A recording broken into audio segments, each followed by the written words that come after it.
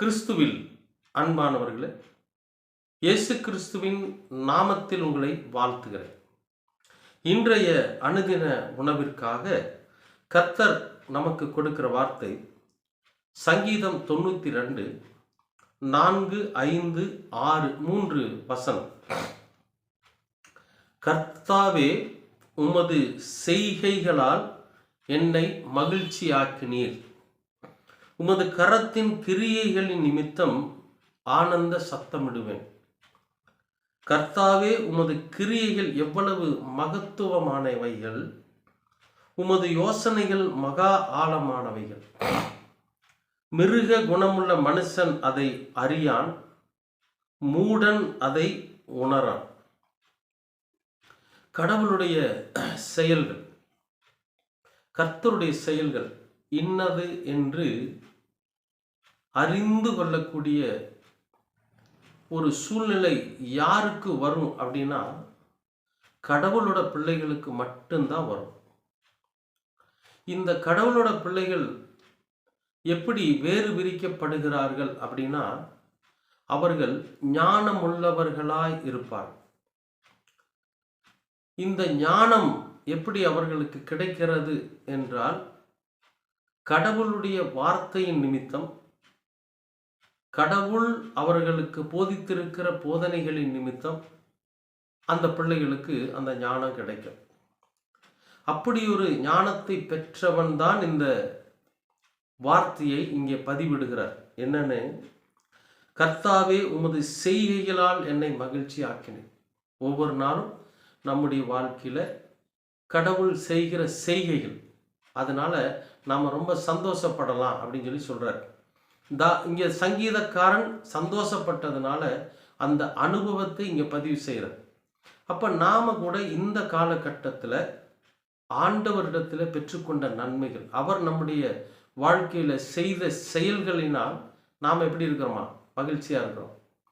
ஏன்னா ஒவ்வொரு நாளும் மகிழ்ச்சிக்கு என்ன காரணம்? என்னப்பா ரொம்ப சந்தோஷமாக இருக்கிறீங்க, என்ன விஷயம் அப்படின்னா, ஒரு காரியத்தை, சின்ன விஷயமா இருந்தால் கூட அந்த காரியத்தை நம்ம ஜெயமாக செஞ்சு முடிச்சிட்டோம்னா நமக்குள்ள ஒரு மகிழ்ச்சி, நமக்குள்ள ஒரு சந்தோஷம். ஆஹா, நாம் இதை செஞ்சிட்டோம் அப்படின்னு. அப்படிப்பட்ட வெற்றியை நமக்கு யார் கொடுக்குறாங்க அப்படின்னா, நம்முடைய ஆண்டவர் தான் நமக்கு கொடுக்குறார். அதனால தான் சின்ன சின்ன விஷயங்களில் கூட நம்மளால் ஜெயிக்க முடியுது. அப்புறம் அவர் சொல்கிறார் பாருங்க, உமது கரத்தின் கிரியைகள் நிமித்தம் ஆனந்த சத்தம் விடுவேன். அவருடைய கரத்தினாலே நமக்கு அப்படிப்பட்ட நன்மைகளை அவர் செய்யறதுனால நாம் மகிழ்ச்சி அடைகிறது மட்டும் இல்லை, ஆனந்த சத்தமிடுவோம். என்னன்னு, என் ஆண்டவர் எனக்கு செஞ்சு கொடுத்தாரு, நான் கர்த்தரை நம்பி இருந்தேன், அவர் எனக்கு செஞ்சாருன்னு சொல்லி நாம் ஆனந்த சத்தமிடுவோம். அடுத்து சொல்கிறாரு, கர்த்தாவே, உமது கிரியைகள் எவ்வளவு மகத்துவமானவை. அவர் நம்முடைய வாழ்க்கையில் செய்யக்கூடிய செயல்கள் ரொம்ப மகத்துவமானது, ஆச்சரியப்படத்தக்கது. நாம் எதிர்பார்க்காத நேரத்தில் எதிர்பார்க்காத பல நன்மைகளை கர்த்தர் நமக்கு செய்வார். ஏன்னா அவங்க சொல்கிறாரு பாருங்க, உமது யோசனைகள் மகா ஆழமானது. சும்மா மேலோட்டமாக மேற்போக்காக இருந்தால் பார்த்த உடனே தெரிஞ்சுக்கிட்டு போயிடலாம்.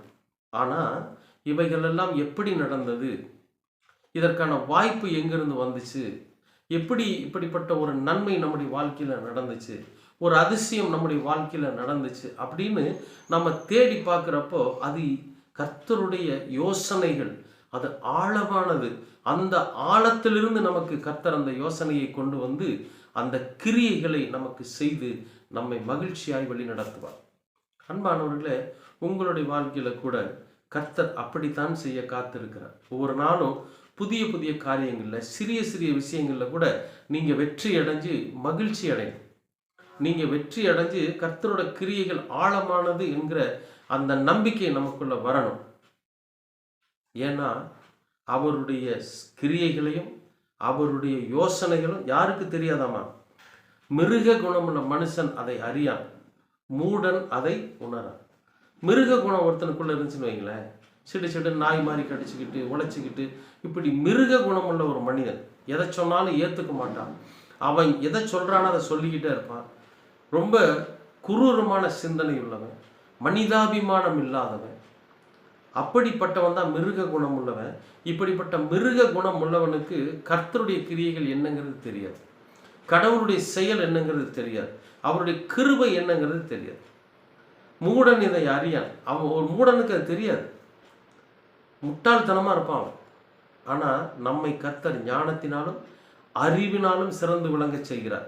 அதனால தான் நமக்கு கர்த்தருடைய கிரியைகள்னா என்ன, கடவுளுடைய யோசனைகள்னா என்னன்றதை நமக்கு ஒவ்வொரு நாளும் அனுதினமும் இந்த இம்மானுவேலர் நமக்கு போதித்து வருகிறார். அன்பானவர்களே, இம்மானுவேலர் சொல்லுகிற அந்த வார்த்தைக்கு இடம் கொடுங்க. கர்த்தருடைய கிரியைகளினால் நீங்கள் மகிழ்ச்சி அடைங்க. கர்த்தர் உங்கள் மீது வைத்திருக்கிற அன்பினாலே நீங்கள் மகிழ்ச்சி அடைங்க. அவருடைய யோசனைகள் மகா ஆழத்தில் இருந்தாலும் அதை நம்முடைய வாழ்க்கையில் அவர் செய்கிறார் பார்த்தீங்களா, அதை உணர்ந்து கொள்ளுங்கள், அறிந்து கொள்ளுங்கள், நன்றியுள்ளவர்களாக இருங்கள். நிச்சயமாகவே கர்த்தர் உங்களுடைய வாழ்க்கையில் எப்படி இங்கே சங்கீதக்காரன் சாட்சி சொல்லுகிறானோ அதுபோல நீங்களும் சாட்சி சொல்லும்படியாக கர்த்தர் உங்களுடைய வாழ்க்கையிலும் அற்புதமான கிரியைகளை செய்வார், அதிசயமான கிரியைகளை செய்வார். ஆழத்திலிருந்து யோசனைகளை கொண்டு வந்து அற்புதமான விஷயங்களை உங்களுடைய வாழ்க்கையில கர்த்தர் நிறைவேற்ற போகிறார். நிச்சயமாகவே காத்திருங்க, கர்த்தரோட சமூகத்தில் காத்திருங்க. கர்த்தர் உங்களுடைய வாழ்க்கையில மகா அற்புதத்தை செய்ய போகிறார். நீங்க மூடனாவோ மிருக குணம் உள்ளவனாவோ இல்லாம மனித நேயத்தோடு பரிசுத்த ஆவியானவரை இருதயத்திலே சுமந்து கொண்டவர்களாக கடவுளின் குணம் உள்ளவர்களாக இருங்க. நிச்சயமாகவே உங்களால் அதை அனுபவிக்க முடியும். அன்பின் பரலோக தெய்வமே, உமக்கு சூத்திரம். இந்த நாளை நீர் ஆசீர்வதித்து கொடுத்ததற்காகவும் நன்றி. இந்த அனுதின உணவின் மூலம் மிருக குணம் உள்ளவனும் மூடனும் உம்முடைய கிரியைகளை அறியான் என்று வேதம் சொல்லுகிறது. நாங்கள் மிருக குணம் அற்றவர்களாக மனித நேயத்தோடு வாழ்கிறவர்களாக மூடர்களாக இல்லாமல் அறிவிச்சிறந்தவர்களாக நீர் எங்களுக்கு கற்றுக் கொடுக்கிற அந்த ஞானத்திலே நாங்கள் உயர்ந்து வளர்ந்தவர்களாக இருக்க நீங்கள் கிருபை பாராட்டுங்க. உம்முடைய யோசனைகளையும் உம்முடைய கிரியைகளையும் நாங்கள் ஒவ்வொரு நாளும் அனுபவித்து அதில் சுகம் பெற்று உமக்கு நன்றியுள்ளவர்களாக இருக்க நீங்கள் கிருபை பாராட்டுங்க. எல்லாவற்றையும் உமது திருக்குமரன் எங்களது இரட்சகர் இயேசு கிறிஸ்துவின் வழியாக கேட்கிறோம் நல்ல பிதாவே. ஆமேன், ஆமேன், ஆமேன்.